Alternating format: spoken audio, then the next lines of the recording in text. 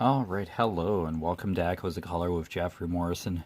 How's it going? We're going to do another whip and chat today with Dreamer Designs, The Colors of Life by Chuck Pinson, 80 centimeters by 60 centimeters, 31.5 inches by 23.6 inches.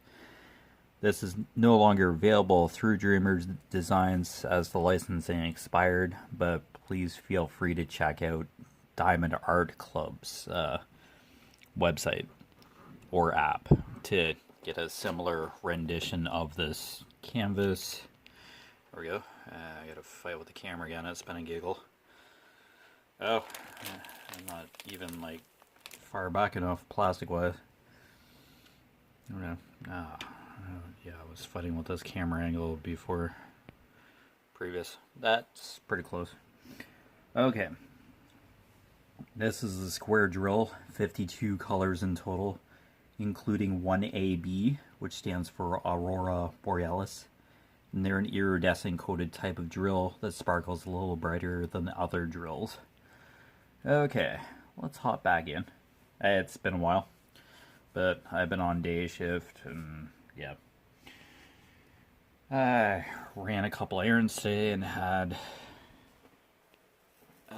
brunch with my dad. Just got back from that, so I tried a burger at the local diner. Glad I did. Pretty hardcore burger there. Alright, 304. Yeah, just thought I'd sneak in a weapon chat here. Been a giggle. Yeah, like, oops. I'm still alive, so yeah, it's all good. Sorry, just a really busy guy. Yeah, been on the exercise bike a lot lately because I'm raising money for charities by riding my bike a certain $1 per 100 kilometers on the bike. Yeah, I'm starting with the Humane Society here in Stratford. Yeah, just donating to Canadian charities once I get to a certain fundraising goal. I think it's $20 to start, so I have to bike 2,000 kilometers to raise the $20. So I'm not a charity or anything, but yeah, I'm just doing it for fundraising. Yeah. So Humane Society, then there's going to be a unhomed shelter mission services I have lined up next. I just keep biking. That's all I can do. So that's just a personal initiative I'm doing. So, and I'm not a charity. So it's a group effort because I have been sponsored by a few people, co-workers at my full time. So yeah, I'm just doing it because I exercise bike daily. So I just indoor bike, not outdoor. Okay, so yeah, I'll just keep going with it. So, and I can use the biking distance I've accumulated towards my 5,000 kilometer challenge for this year via Conquer. So to go towards that medal, so I should be able to pull it off. So the total mentality is to just stay physically active and help the surrounding community. So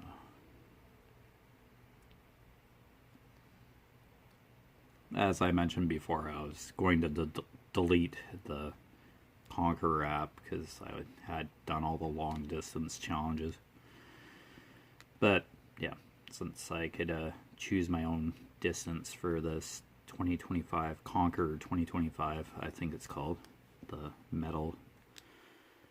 It's not about the medal, really. It's just a nice little challenge, though. I get to visually see how I'm doing to get towards the 5,000 kilometers from start of January to December 31st of this year. I have 365 days to do the challenge. So yeah, that's a medal that they have every year. Yeah, an annual kind of medal that you can only get for the listed year. So, but it's choose your own distance kind of thing. So I just went for it. I had seen it a couple years back when they were doing it, but I was doing like Lord of the Rings and Great Wall of China and all those other challenges. Silk Road, that was like 3,000 kilometers something. And I count my walking and biking throughout the day towards the 5,000 kilometer challenge there. The United Ride, I call it, my charitable donate to charities initiative, fundraising initiative, is just biking, and I document it heavily every single bike ride I take to bike that distance. So, and then I keep my sponsors up to date with kind of a newsletter, yeah, to list every documented ride on my indoor bike and where the funds are going, yeah, that kind of thing. So, but yeah, it's just a group effort, not a registered charity. So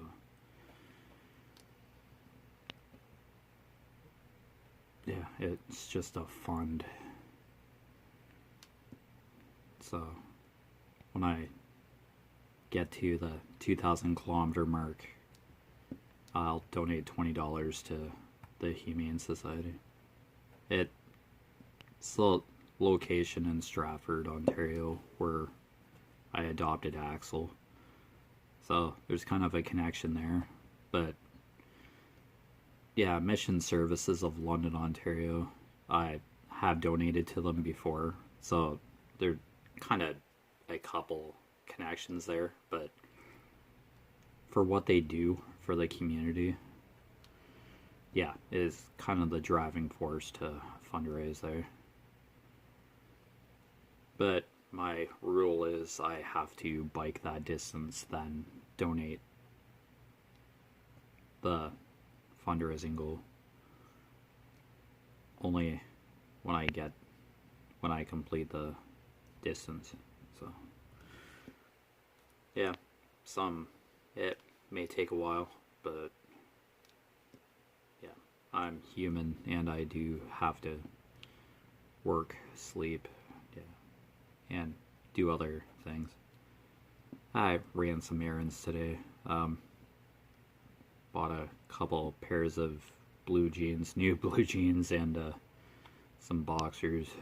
'Cause, yeah, I have a pair of jeans that's gave up the ghost kind of thing. Just gaping holes and tears, and I had purchased two kind of bath towels to wrap around my upper body while I exercise bike, because I sweat, of course. So yeah, I just get a safety pin and then just take my t-shirt off and then just like wrap the towel around me. Yeah. I bike for at least a couple hours. I try to go consistently, but yeah, if I'm like doing laundry or something, I can pause my bike ride for a couple minutes and just resume the amount of time I'm on the bike. Because I document the exact amount of time I'm on the bike and a whole number distance, like 22 kilometers. I don't do a decimal 0.3 or whatever. It's a straight. I don't do decimal points. I do a whole number. Yeah. Yeah, so I do take breaks. I'm not like pushing myself to the limit. I'm not trying to collapse on the floor from exhaustion while biking. No, it's just a hearty bike ride indoors. Yeah. Well, I always have to say indoors because, yeah, it's kind of how I stated the initiative in the first place. It's like I indoor bike, so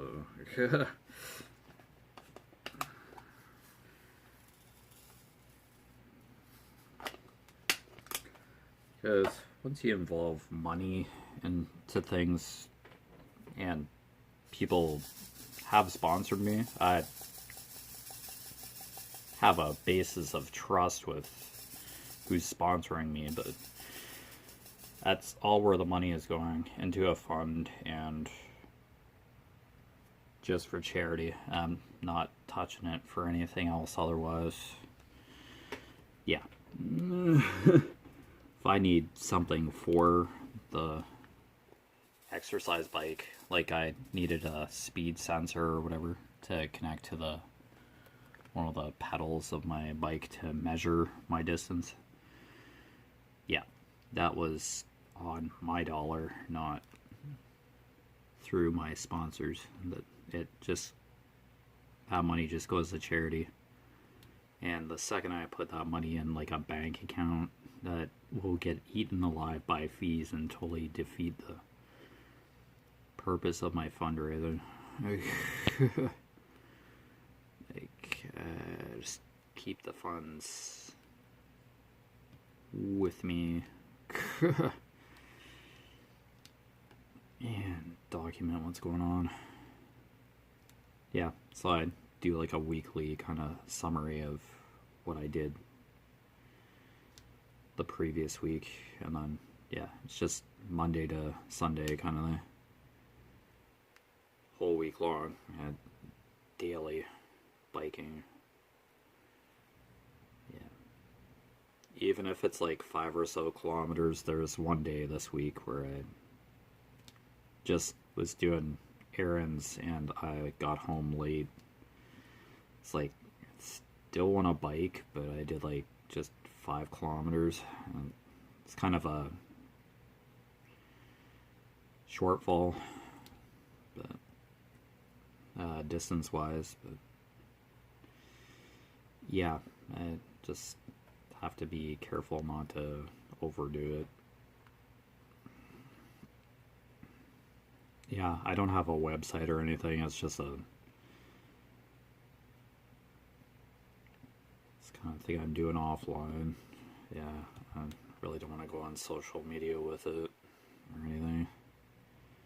I just called it United Ride to give it a name, to identify it to my sponsor.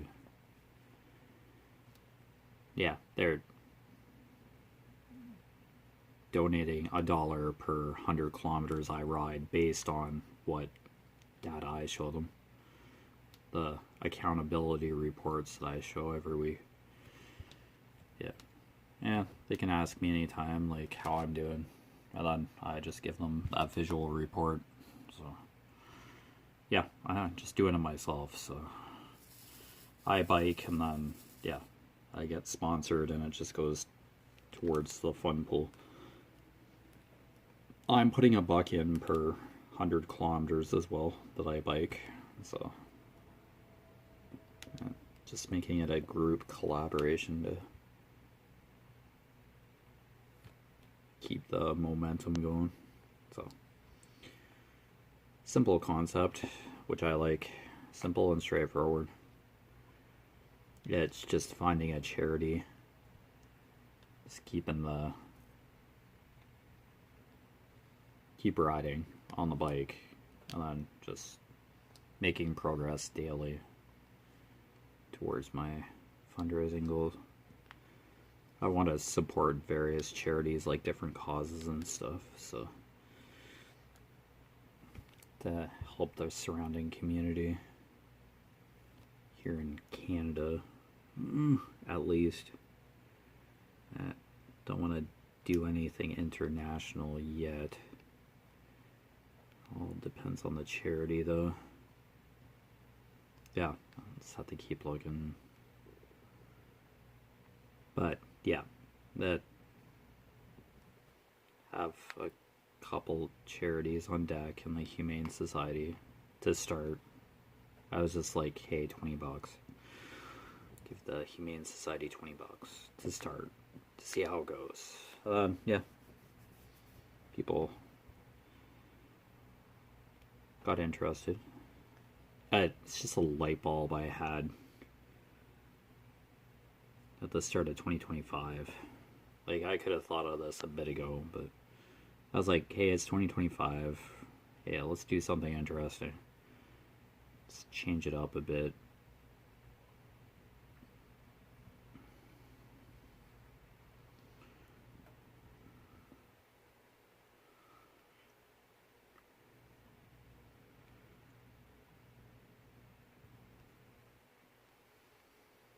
I have one more week of days on my full time, and then I go to nights next Sunday.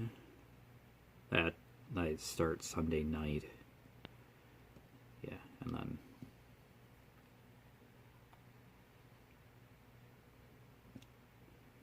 I'm done first week of midnights next Friday morning. Yeah, so I've just been working Saturdays on my part-time. Yeah, it's the hours they've been giving me. I did a 7-hour shift yesterday, so I had part-time. Yeah, that's okay. It's hours. Take it. It's just what's working for me right now. Yeah. Because my part-time, they're students and they want hours too. So if it works for them during the week, yeah, I can do a Saturday. Because I don't do weekends at my full-time unless there's certain overtime. But that gets a little tenuous when I don't know what I'm working at my part-time. The overtime stuff usually comes up before I receive my part-time hours on Wednesdays, the following Wednesday. So, I did overtime one shift. Yeah, it's just 8.5 hours, but yeah, I have done overtime, but they're trying to avoid overtime. But yeah, I think I mentioned like some equipment malfunctioned. It was under repair, and that just got the other side of the egg drying plant behind production wise. So the weekend shift took place, the shifts took place, days and afternoons, I think it was recently, about a week or so ago. I think it was last week. Yeah, last weekend. Just so they could catch up. They're still drying egg over there on the pet food side for like dog food and stuff. Eggs that humans can't eat, like liquid egg that humans can't consume. But yeah, pet food and stuff.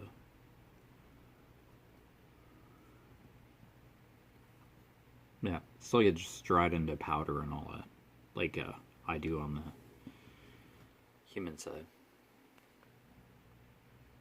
But yeah. Yeah, I dry liquid egg, take the water out of it basically, and pack it into boxes. Pack the powder into boxes, 20-kilogram boxes, for baking pasta, Mars bars, like that kind of thing. It's either whole egg or yolk. And then albumin or egg white is a total other dryer. You're dehydrating the egg, basically. Yeah. Taking the water out of it. And then once you reintroduce the water, it becomes liquid egg again. It's egg all the way through. It's just taking the moisture out of it. To a certain degree. So.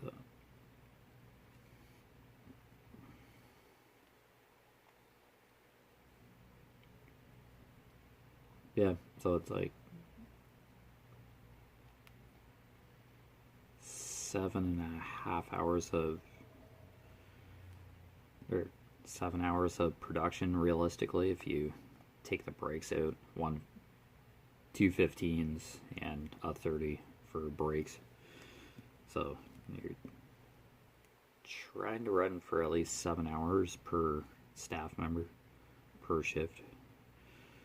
Yeah, so it takes a few days to dry a batch of egg. We call it lots.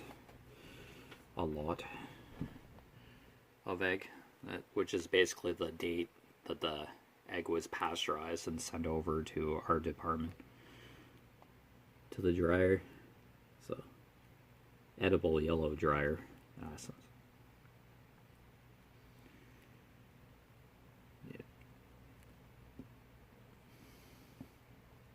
Yeah, day, month, year is the lot code. And then D at the front for domestic, because it manufactured in Canada. So I think we do get some egg from the US though, like one of our suppliers. So yeah, eggs, liquid eggs becoming harder to get, to source. I don't know if it's a mix between the imposed tariffs on Canada and Mexico, or it's the avian flu. Management is saying avian flu is because of the shortage of liquid egg. The egg we dry is not influenza, no. Does not have the influenza virus. So that egg gets destroyed, I think. That's brutal to hear. And then, yeah. Whole flocks of chickens affected with influenza are unfortunately euthanized. Yeah, dark material for, WIP and chat, sorry to say, but yeah.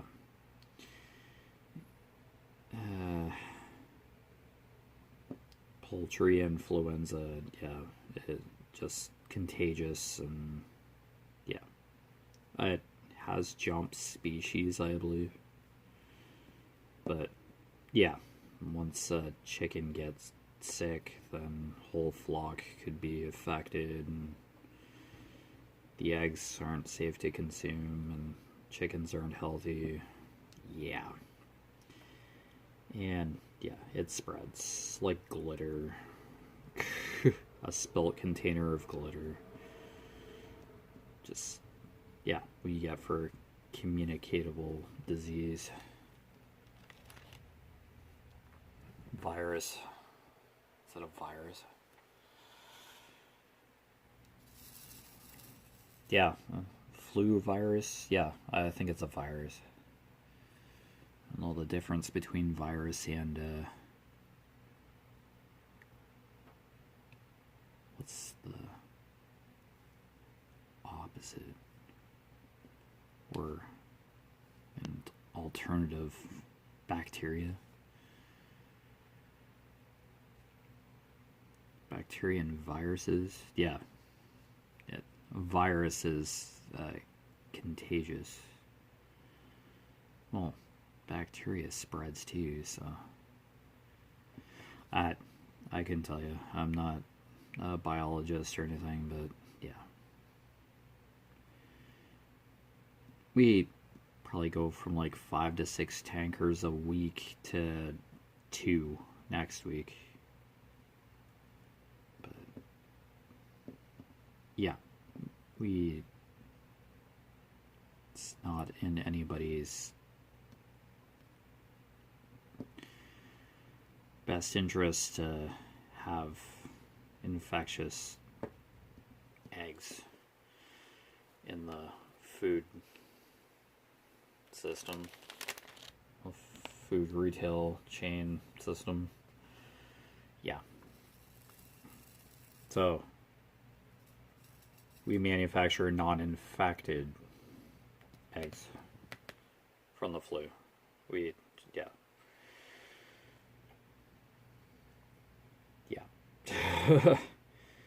I don't think be a good idea to even be in contact with eggs that are compromised from the influenza. Yeah, it's in nobody's best interest to get sick that way. I don't know if the virus has jumped from animal to human yet. I thought I heard mentions of it, but I'd imagine you have to be in the vicinity of an affected chicken to be, like, affected by it. It's jumped from chickens to cows, maybe.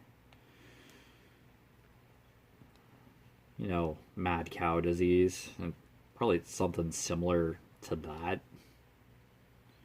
Yeah, but a totally different pathogen or cause, I suppose.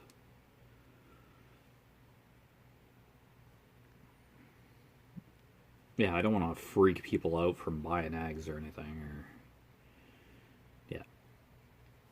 Anything on store shelves should be safe unless there's a recall for salmonella or something, but salmonella is a different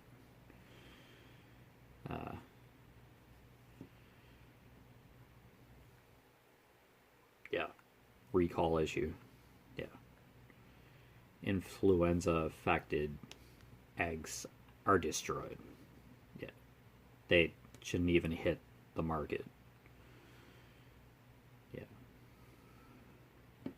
Not for human consumption anyway. But I don't know what people do with those eggs, those contaminated eggs.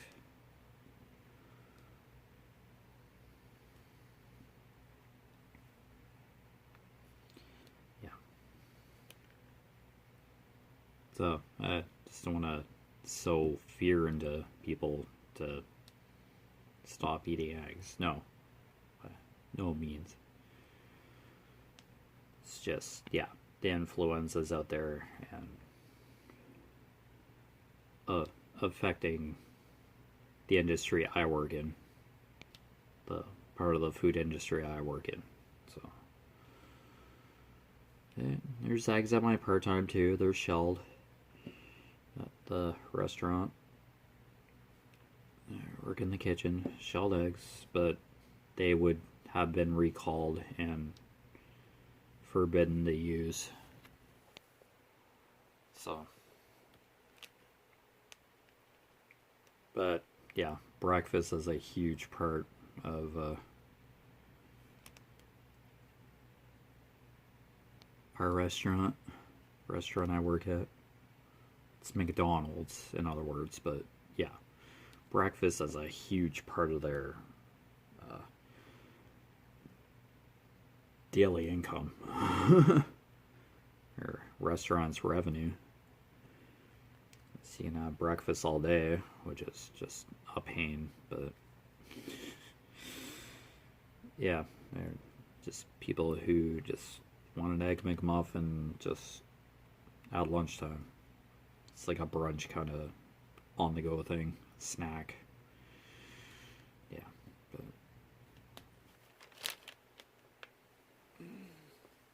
anyway, you've been watching Echoes of Color with Jeffery Morrison. Down below in the description, I put the main website link for Conqueror, what I mentioned earlier, the exercise biking and stuff. Yeah, just basically talked about my fundraising initiative in this one. and the avian influenza, the mad chicken. No, they don't call it mad chicken. It's, yeah, just the flu for chicken. Okay, no chickens can get the flu, but hey, if we can get sick, animals can get sick too. So, yeah, just don't freak out about the whole egg recall like I've been talking about. It, those eggs are totally separated, like not introduced into the food chain or whatever for human consumption. Yeah, they'd be destroyed or not allowed to hit market, so safe there unless there's a recall for salmonella for certain eggs. That's all I'm saying. But yeah, just keep tabs on that kind of stuff, because in Canada here we have to Ministry of Health or Canadian Food and CFIA, Canadian Food and Inspection Agency, has to declare recalls like snippety snap. Yeah. So yeah, I don't know what the American variant of that is for food inspection. Probably American Food Inspection Agency, AFIZ. I'm just guessing. AFIA, sorry. I don't know the name of it down there, but yeah. Yeah, just watch the news, listen to the radio. If there is a recall for certain products, it usually hits the news or websites or whatever. So, and it'll give you the specific lot codes and stuff for any recalls. Yeah, that's just a general public safety thing. So just be on your toes. But otherwise, your eggs and stuff should be fine.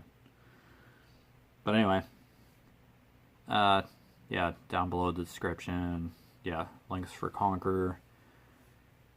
And I'll leave a note about this being available through Diamond Art Club instead of Dreamer Designs.